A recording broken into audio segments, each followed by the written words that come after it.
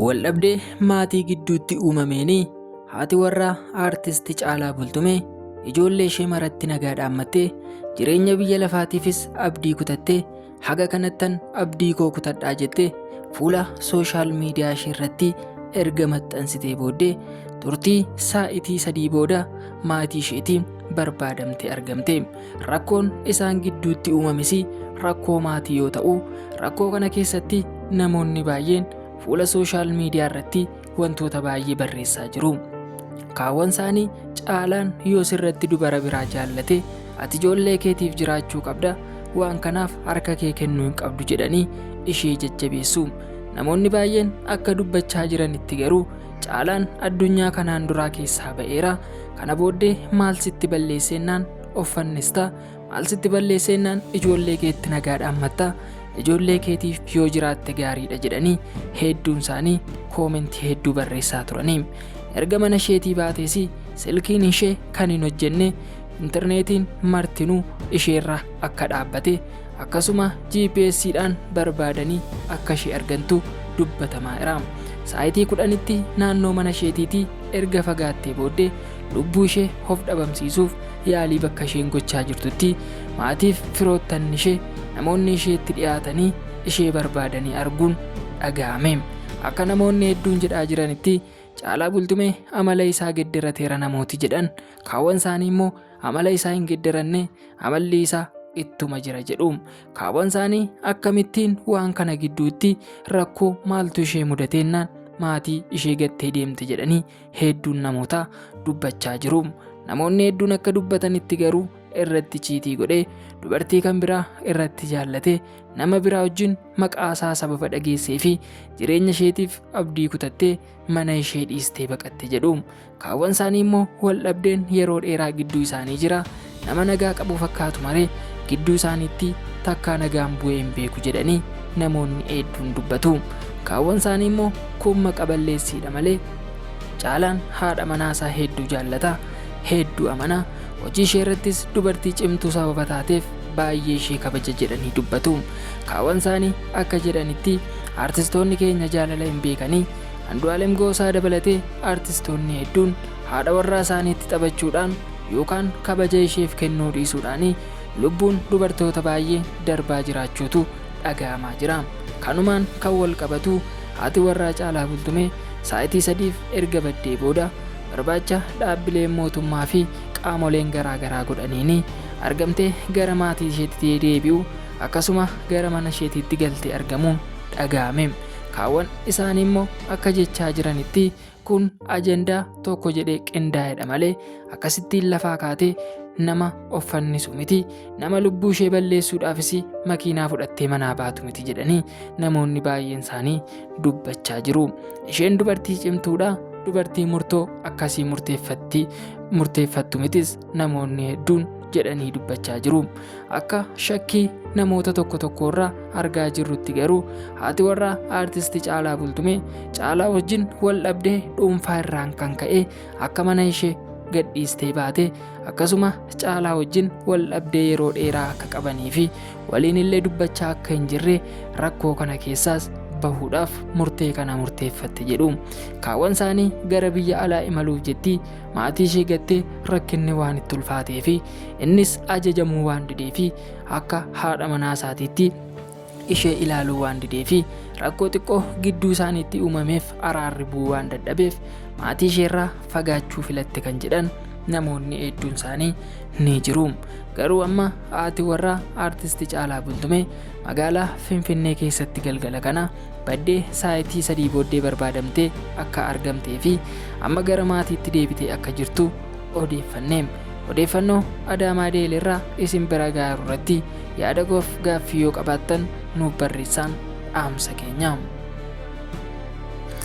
Namoonni baay'een fuula sooshaal miidiyaa irratti akka barreessaa jiranitti haati warraa Andu'aalem Goosaa Qananii Addunyaa kanaan dura yaada ishee sooshaal miidiyaa irratti akka kanatti osoo ibsatteetti ta'ee rakkoo ishee uummata beeksifatteetti ta'ee lubbuun ishee hin darbu jedhanii hedduun isaanis yaada garaagaraa aartistoota Oromoo irratti funaanaa jiraachuun dhaga'ame.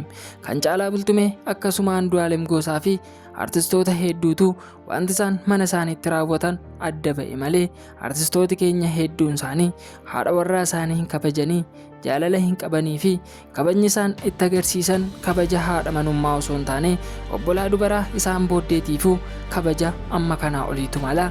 Isaan garuu haadha warraa isaanii hin kabajanii iddoo sagantaan garaagaraa jiru fuudhanii hin deemanii kabajni isaan itti agarsiisan kabaja haadha manummaa miti jedhanii hedduun isaanii artistoota Oromoo maraaf dhaamsa dhaamaa jiraachuun dhaga'ame. Kanumaan kan wal qabatu taateen galgala har'aa magaalaa Finfinneetti maatii Caalaa Bultumee irra ga'ee guutummaan guutuutti fashalaa'u akkasuma haati warraa isaa du'a ooluu akkasuma ijoolleensaa haati isaanii manatti galtee gammachuu isaanii ibsachaa jiraachuu du'arraa uummanni Oromoo martuu gadda itti dhaga'ame ibsachuun akkasuma tattaaffii garaagaraa taasisuudhaan du'arraa ishee baraarru jedhanii duula sooshaal miidiyaa geggeessanii GPS'dhaan qabsiisanii gara maatii isheetitti deebisuu odeeffanne. Kanumaan kan wal qabatu odeeffannoo garaagaraa ba'aa jiraniini artistoonni Oromoo hedduun isaanii haadha warraa isaanii manatti dararaa jiru. Osoo haadha manaa qabanii dubartoota kan biraa bakkeedhaa kan jaallatan ni jiru jechuun namni hunduu akka sirraa'u artistiin hunduu daandiitti akka deebi'u kabaja isaaf malu haadha manaa isaatiifis maatii isaatiifis malu artistiin Oromoo martuu akka qabaatu maqaan keenya bakka biraatti akka hin kaane jedhanii namoonni hedduun isaanii dubbachaa jiru. Akka dubbachaa jiranitti Galaanaa Gaaromsaa fakkeenya artistoota Oromoodha jedhanii kan dubbatanis ni jiru. Jaalalaaf kabaja yoo ta'e waan kamiinuu yoo ta'e Galaanaarraa baradhaa akkasuma Guutuu Abarraarraa barachuun fakkeenya ta'uu qabdu jechuudhaan fuula sooshaal miidiyaa isaanii irratti gabaasaa jiraachuun dhaga'ame. Taateen galgala har'aaf magaalaa Finfinnee maatii Caalaa Bultumee irratti mudate garuu taatee baay'ee rifaasisaa fi taatee tasuma hin ta'a jedhamee hin eegamnedha. Amma garuu haati warraasaa lubbuun oolte gara maatii isheetitti ijoollee isheetitti deebitee ijoollee ishee faana nagaan jiraachaa akka jirtu odeeffanne. Odeeffannoo keenya kan biraatiin Caalaa Bultumee erga mana sagadaatti deebi'ee booddee amalli isaa hin sirroomne akkuma duraatti jira kan jedhanis hedduun isaanii ni jiru. Kaawwan isaanii namootatu jibba isaaf qaban odeessuudhaaf akkas jedha malee Caalaan amala duraan qabu dhiiseera, maatii isaanii kunuunfata, jireenya isaas fooyyeffateera jedhanii hedduun isaanii yaada illaatu. Haati warraasaa kunis barnootaanii haga maastarsiin olitti nama barattee fi nama dandeettii addaa qabdu akkasuma mana maree keessatti nama ga'ee guddaa qabdu dubartii ogeettiidha. Caalaaf osoo hin taane saba Oromooyyuu dubartii barbaachistuudha jechuun namoonni baay'een isaanii dubbatu. Kanaafuu Caalaa Bultumee ishee haadha ijoollee isaa taate kanaaf siifan tashoomee dubartii jabduu Oromoon qabdu kanaaf eegumsa gochuu qaba, kunuunsa gochuu qaba, nagaa isheedhaaf laachuu qaba jedhanii namoonni hedduun isaanii fuula sooshaal miidiyaa irratti maxxansaa jiru. Ammarratti rakkoo isaan gidduutti uumamee fi ifaan ifatti kana jedhanii dubbachuu baatanis namoonni hedduun isaanii garuu rakkoon biraa isaan gidduun jiru. Caalaan dubartii kan biraa irratti jaallate ta'uu danda'a yookiin rakkoon biraa uumameera ta'uu danda'a. Kaawwan isaanii immoo isheen mana amantaatti deebi'uu isaa hin jaallanne, isheen waaqeffattuudha, rakkoo amantaa mana isaanii keessatti ka'een walii galuu dadhabaniiru jedhu. Garuu Caalaa ta'ee intalli isaas haati warraa isaa marti maatiin isaa wanta Caalaan jedhutti buluu qabu kan jedhanis hedduun namaa ni jiru. Isheen garuu nama baratteedha, nama sammuu qabduudha, nama uummata ishee ogummaa isheetiin tajaajiltuudha, uummata kana birattis jaallatamummaa guddaa nama qabduudha. Caalaa Bultumees fakkeenya fudhattanii yoo ilaaltanii qabsoo adda bilisummaa Oromootii jalqabee haga aartii Oromoo fiixee bilisummaa rukutuun ga'utti nama hojjeteedha.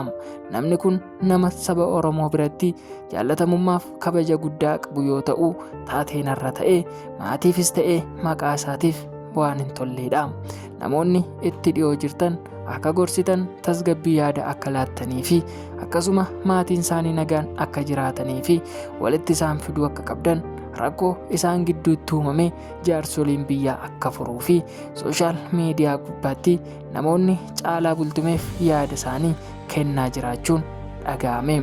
Kanumaan kan wal qabatu Adaamaa Deelee irratti yaadaaf qeeqa addaa yoo qabaattan nuun gaasiniin jecha yaada keessaniif waan nu dhaggeeffattaniif ulfaadhaa galatoomaa yeroo gaarii qabaadhaa isiniin jenna.